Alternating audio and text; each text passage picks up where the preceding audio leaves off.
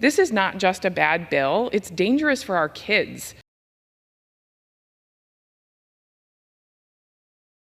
I rise in opposition to H.R. 7023.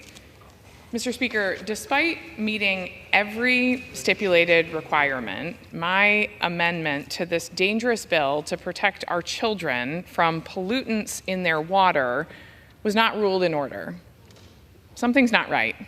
This is unacceptable as a matter of parliamentary process, and it's unacceptable because our children's health is at risk.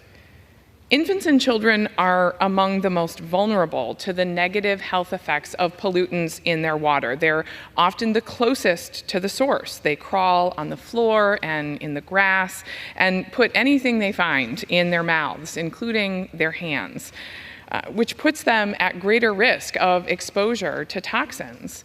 Their immune systems are the least prepared to handle this exposure. Children's internal organs are still developing and maturing.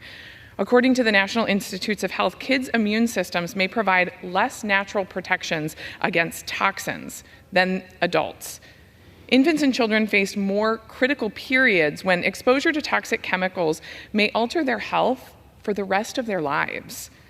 The Creating Confidence in Clean Water Permitting Act would increase the risk to our children by limiting the tools and processes that the EPA utilizes for monitoring the health of our water, improving water quality, and limiting pollutants from entering our waters in the first place.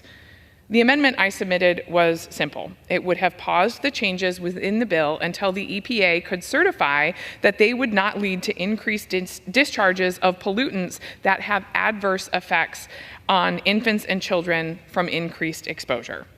Some of these pollutants we may see more of are linked to neurological disorders, behavioral changes, and certain forms of cancer, including breast cancer, leukemia, and brain tumors.